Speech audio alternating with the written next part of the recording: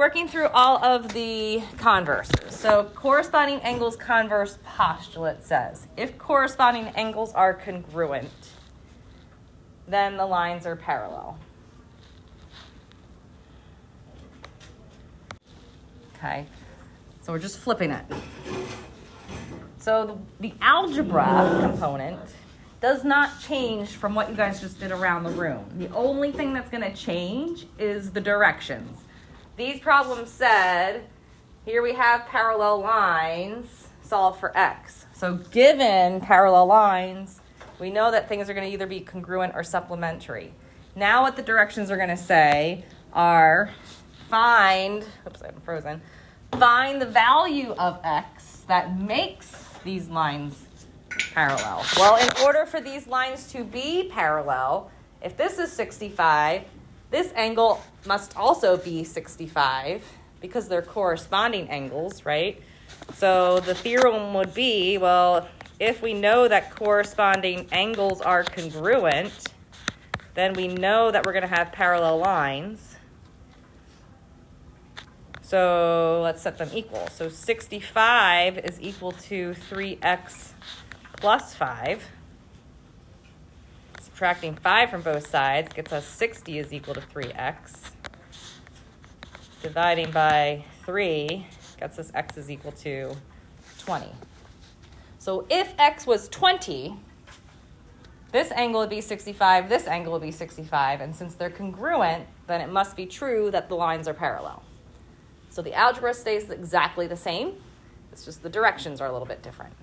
3, 2, here are my parallel lines, solve for x. 3, 3, tell me what value x needs to be in order for the lines to be parallel.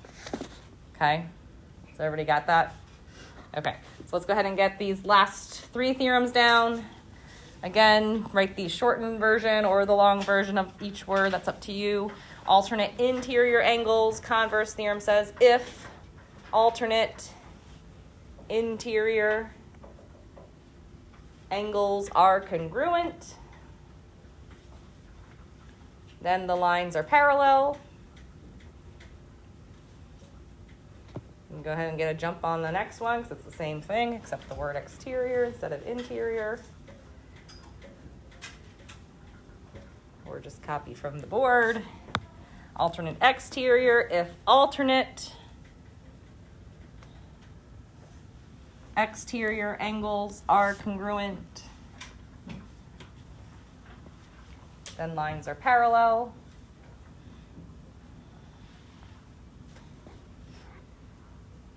So we got 3 out of the 4 that are congruent. The last one with the consecutive interior, those are our supplementary ones. So if consecutive interior angles are supplementary, then the lines are parallel. Okay.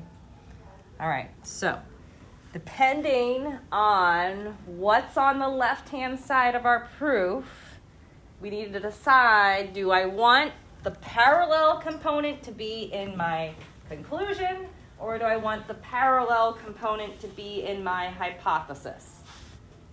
Okay, that's most of the battle. Yeah, part of the battle is making sure you have the right angle pair relationship in your proof named, but you got to make sure you have the correct conditional statement. You want the parallel in the hypothesis or in the conclusion part. Okay, all right, let's just do some quick solving here. What would I do here to solve for x?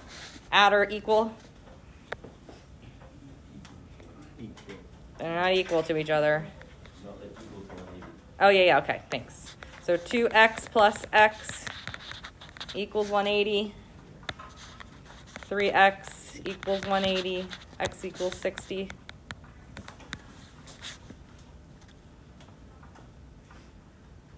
I feel like we should be masterful of these by now. Okay. What would be the theorem if I had to write it out? Conditional? Well, which one? Pick the right one. If consecutive interior angles are supplementary, then the lines are parallel, right? So I'm doing the converse options. And then the one to the right, equal or add? Equal, good. So 3x equals 2x plus 20, so x equals 20. What would be the theorem if alternate interior angles congruent, then my lines must be parallel, right? Okay, so now let's do the two proofs on the back. Proof, proof, proof it up. Everybody good? Okay. Ooh, I don't have the T-charts on yours, do I? Awesome. I'm going to get rid of mine then. Okay, so let's do it from blank. I think, oh yeah, I do have them on blank on there. Sweet, even better. It's like I knew I needed to work you guys harder. All right, so we got our given. What are we given? We're given that angle 1 is congruent to angle 3. We're given that angle 2 is congruent to angle 4. I at least have the T-chart set up for you guys on the homework. You can thank me for that later. And the given filled in. Okay, so let's look up at our diagram. What are we trying to prove? Well, we're trying to prove that line AB and line DC are parallel to each other. We're given that 1 is congruent to 3. And we're given that 2 is congruent to 4. Well, neither of those are really helping us right now. If I can somehow get 1 congruent to 4, then when I have alternate interior angles that are congruent, and if my alternate interior angles are congruent, then the lines would be parallel. Okay, so where can we go? Who's got a thought? Adam? If angles are consecutive interior, then parallel. Wait, no. Well, we don't have any, so consecutive interior, so like 1 would be consecutive interior with this angle, which is not inside my diagram. So we don't have any key vocabulary to pull from up here in our given, right? We don't have an angle addition or a segment addition, but if we look at the diagram, what can I pull from the diagram? Colin? Angle 1 and angle 3 are alternate interior. Not quite. 3's not even touching this line. Marley, where are you going? 2 and 3 are vertical angles. Yeah, I like that. Thanks for your offer, though, Colin. So 2 and 3, there we definitely can say they are congruent because they are vertical angles. And vertical angles will always be congruent to each other. So if vert angles, then congruent. Now do we have a link? Well, if I look here and here, I have a link. What's the link?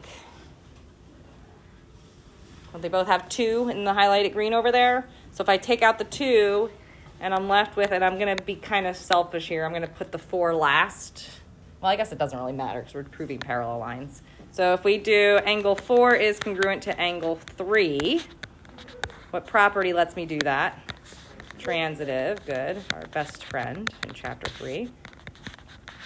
Transitive property. Okay, that's good.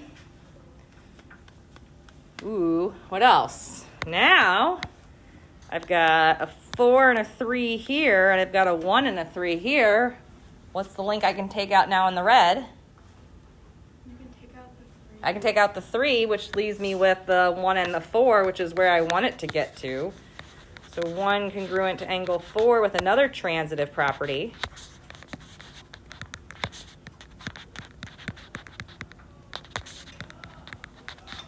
So now can I say that line AB is parallel to line CD? Yes, because if alternate interior angles are congruent, then my lines must be parallel.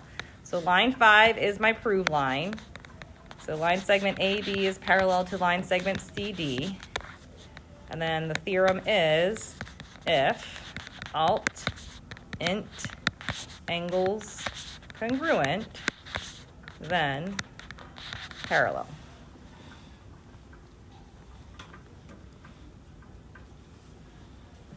Okay, so I need my conclusion of parallel here because it's directly linking with what's over here. What was listed above it, 1 and 4, what were they specifically? Alternate interior angles. That's going to be in your hypothesis. All right, go ahead and get that second one set up. Get your T-chart, get your given.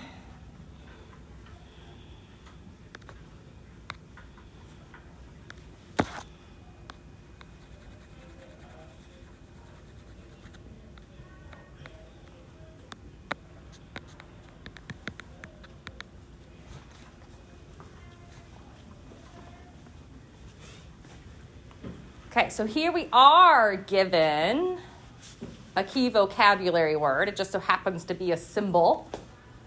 I'm given that C is parallel to D. So that means I'm probably going to pull something from the right side of the board, right? So if parallel, what?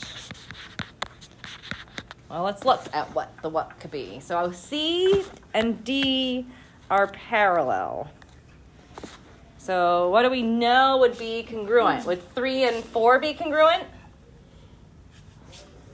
No. Would 2 and 4 be congruent? No. Would 1 and 3 be congruent? If once we know these are there, parallel, but we don't have that right now. We want to show, so that's where we want to get to. So in order for A and B to be parallel, I need to get these guys to be congruent. Right? That should be my end game. So I need to go up here with 1 and 2. Why are they congruent?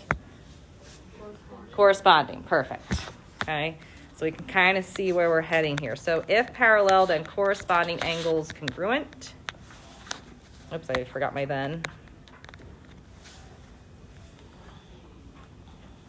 So what are my corresponding angles? Angle 2 and angle 1. Now look at my 2 congruent statements we have now. What's the link? 2. I can take out the 2 and I'm left with 3 and 1 using the transitive property.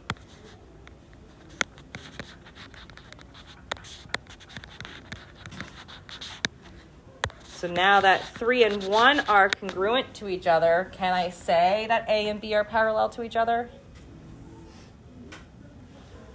Yeah, because 3 and 1, which one of these are they? It's alternate interior. So if they're congruent, then my lines must be parallel. So now I have it. So my fourth line is my prove line, which is line A is parallel to B. And then we would write if alt int angles congruent, then parallel. Okay. All right, questions. So am I safe in assuming that we're okay with the algebra problems? That's probably more of the proofs that we need practice with, is where I'm